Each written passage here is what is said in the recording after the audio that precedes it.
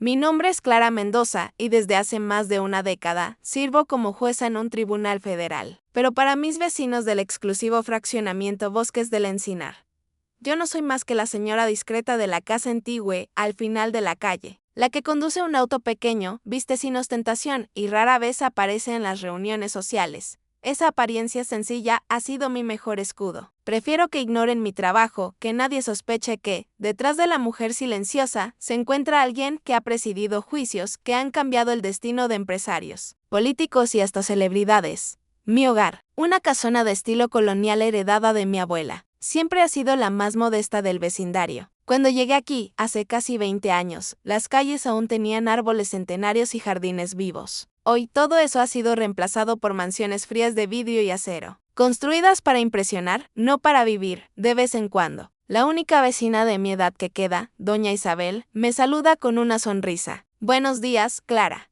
¿Y cómo va tu trabajo en el gobierno? Bien, gracias, respondo siempre sin dar más detalles. Ella cree que soy una oficinista más. Y así me gusta mantenerlo. Todo parecía en calma hasta hace 6 meses, cuando apareció un nuevo vecino, Martín Calderón, un magnate inmobiliario que compró la mansión moderna justo al lado de mi casa. Desde la primera vez que lo vi, supe que no iba a traer nada bueno.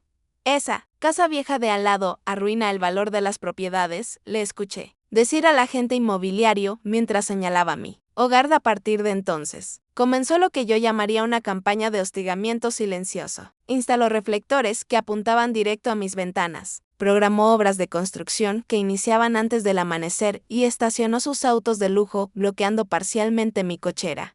Una mañana, cuando un deportivo rojo tapaba por completo mi salida, me acerqué con calma. Disculpe, ¿podría mover su vehículo? Necesito salir al trabajo. Martín me miró de arriba abajo con desprecio. ¿Trabajo? ¿Acaso las oficinas del gobierno no abren a las 10? A las 8 respondí sin alterarme, ocultando que ya llevaba horas estudiando un caso de corrupción antes de salir. Sonrió con ironía. Quizás debería pensar en mudarse. Este barrio no es para todos. Lo que él no imaginaba era que, como jueza, tenía acceso a registros y documentos que podían exponerlo con facilidad, y que, con el tiempo, su arrogancia terminaría dándome todas las pruebas que necesitaba.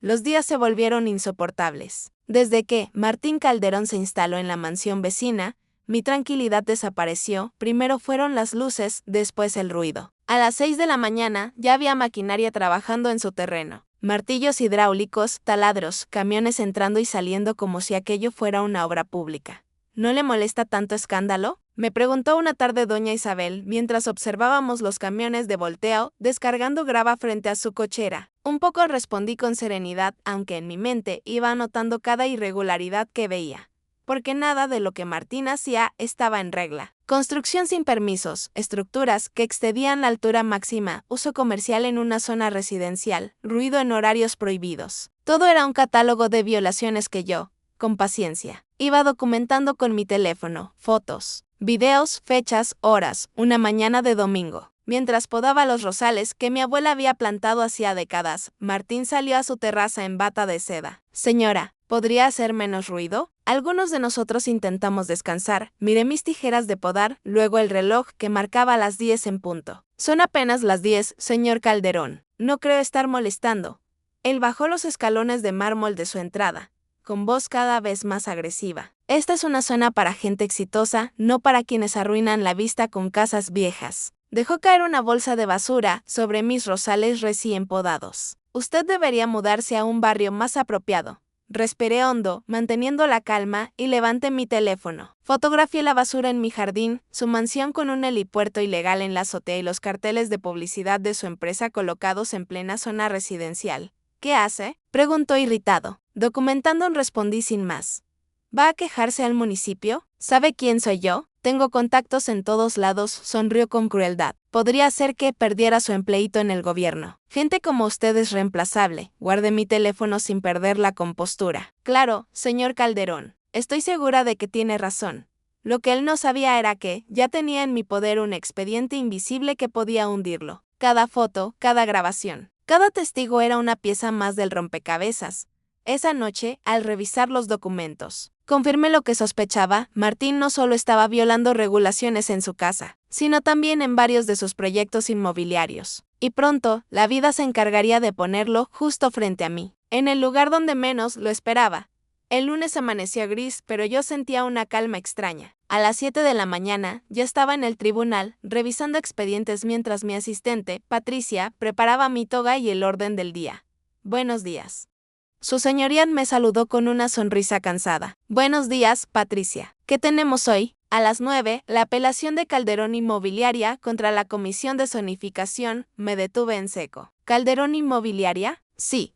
El dueño es Martín Calderón. Una sonrisa involuntaria se dibujó en mis labios. El mismo vecino, que llevaba meses hostigándome, estaba a punto de presentarse en mi sala de audiencias. Cuando entré al tribunal, el protocolo se cumplió como siempre, de pie. La honorable jueza Clara Mendoza, al mirar hacia la mesa de los demandantes. Lo vi. Martín, vestido con un traje impecable, revisaba documentos junto a su equipo de abogados. Aún no me reconocía. Para él, yo seguía siendo la vecina molesta de la casa Antigüe. Caso número 1457 de 2024. Calderón Inmobiliaria versus Comisión Municipal de Zonificación, anuncié con voz firme. En ese instante, Martín levantó la vista. Lo que ocurrió en su rostro fue fascinante, primero confusión, después sorpresa, luego reconocimiento y finalmente, un terror helado. Su señoría, comenzó su abogado principal. Representamos a la empresa del señor Calderón en su apelación contra multas que consideramos desproporcionadas. Entiendo, respondí revisando el expediente. Señor Calderón, aquí aparecen sanciones por construcción sin permisos, exceso de altura en varias propiedades y uso comercial en zonas residenciales. ¿Tiene algo que añadir? Martín abrió la boca, pero ninguna palabra salió. Su abogado intervino. Mi cliente presentará evidencia de que dichas multas fueron aplicadas de manera incorrecta. Perfecto, dije, y saqué un sobre con mi propio material. Porque el tribunal también cuenta con evidencia adicional.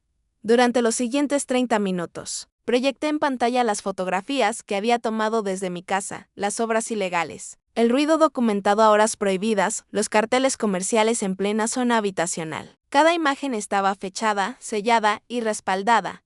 El rostro de los abogados pasó del optimismo a la desesperación. Martín, pálido como un fantasma, se retorcía en su asiento. Su señoría, balbuceó uno de los defensores. Solicitamos un receso de 15 minutos, lo concedí. Desde mi oficina, los observé a través del ventanal. Martín gesticulaba frenéticamente, con el sudor perlándole la frente. Sus manos temblaban, y aunque no podía escuchar lo que decía, su lenguaje corporal gritaba pánico. Cuando la sesión se reanudó, la actitud de su equipo había cambiado por completo. Su señoría, dijo el abogado con voz grave.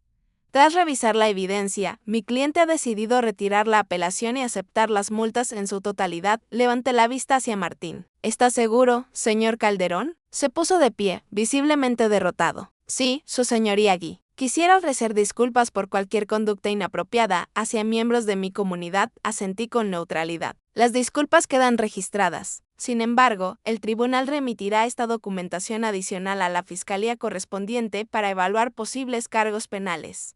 El golpe final estaba dado. Martín ya no era el magnate intocable, sino un hombre atrapado por sus propias ilegalidades y por la arrogancia de no saber quién vivía al otro lado de su muro. Los días posteriores al juicio fueron un torbellino en el vecindario. La mansión de Martín, que había sido símbolo de ostentación y poder, se convirtió en escenario de un despliegue constante de inspectores municipales. Cada rincón era revisado, cada documento cotejado. Las sanciones se multiplicaban. Doña Isabel me saludó un sábado por la mañana mientras yo regaba mis rosales. Buenos días, su señoría, me llamó así por primera vez, con una mezcla de respeto y complicidad. Veo que el vecino problemático empaca sus cosas. Así parece, respondí, observando el cartel de se vende clavado frente a la mansión. En menos de una semana, la construcción ilegal se detuvo, los obreros desaparecieron y el ruido cesó. Martín había perdido la batalla. Lo que comenzó como un simple pleito vecinal terminó por destapar un entramado de violaciones que le costaron millones en multas y el inicio de investigaciones penales por intentos de soborno. Inspectores 3 meses después, la casa fue adquirida por una familia joven que valoraba la historia del barrio más que el lujo vacío. Los niños corrían por el jardín mientras sus padres cuidaban los árboles que aún quedaban en pie. El contraste era evidente, donde antes reinaba la arrogancia. Ahora volví a la vida. Yo seguía siendo la misma, conduciendo mi auto pequeño, usando ropa sencilla, cuidando los rosales que mi abuela había plantado décadas atrás. La diferencia era que mis vecinos ya no me veían como la mujer callada del final de la calle, sino como la jueza que había defendido la dignidad del vecindario. Una tarde, mientras revisaba expedientes desde el porche, sonó mi teléfono. Era Patricia, mi asistente. Su señoría, ¿recuerda el caso Calderón? Acaba de llegar una apelación. ¿De qué tribunal? Pregunté, sonriendo con cierta ironía. Del Supremo Tribunal de Justicia. Levanté la vista hacia mis rosales en flor, recordando la basura que alguna vez los cubrió. Sonreí. En unas semanas asumiría mi nuevo nombramiento como magistrada en la Suprema Corte. Perfecto, respondí con calma. Será interesante ver esa apelación. Desde el otro lado del estrado, la justicia, pensé, tiene una manera peculiar de cerrar los círculos. Martín Calderón nunca se preocupó por conocer a sus vecinos. Creyó que podía comprar respeto con dinero, pero olvidó que, a veces, la persona más silenciosa guarda las armas más poderosas.